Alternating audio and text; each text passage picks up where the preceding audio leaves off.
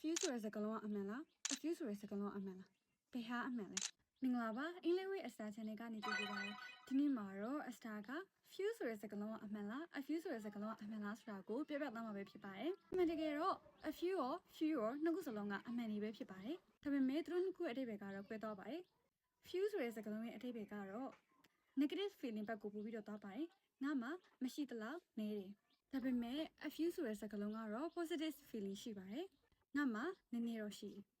ဥပမာနဲ့ပြောရမယ်ဆိုရင်တော့ I have a few friends ငါမှတငယ်ချင်းနည်းနည်းတော့ရှိတယ် I have few friends ငါမှတငယ်ချင်းနည်းနည်းပဲရှိတယ်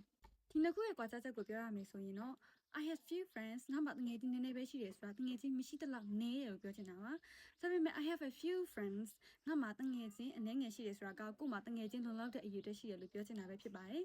ကဲအခုဆိုလို့ရှိရင် few နဲ့ a few ရဲ့ကွာခြားချက်လေးတွေကိုနားလည်လောက်ပြီးထင်ပါတယ်။ကိုကကိုယ်စီမှာရှိတာကိုနည်းတယ်လို့ထင်တယ် negative feeling လို့ခံစားရတယ်ဆိုရင်တော့ few ဆိုတဲ့စကားလုံးကိုသုံးပေးပါ။ဒါပေမဲ့ကိုယ်မှာရှိတာကနည်းတယ်ဆိုပေမဲ့လည်းကိုယ့်အတွက်လုံလောက်တယ်လို့ခံစားရတယ်ဆိုရင် a few ဆိုတဲ့စကားလုံးကိုသုံးပေးပါ။ခုလိုမျိုးအင်္ဂလိပ်စာနဲ့ပတ်သက်တဲ့ဘူးစရာလေးတွေကိုလေ့လာခြင်းနဲ့ဆိုလို့ရှိရင်တော့ဒီအင်္ဂလိပ်ရဲ့အစာဆွဲ channel လေးကို like and follow လုပ်ထားလို့ရပါတယ်။ဒါအပြင် Facebook, YouTube နဲ့ Telegram channel တို့မှာလည်းလေ့လာလို့ရပါတယ်။ဒီနေ့ကတော့ဒီလောက်ပါပဲ။ Bye bye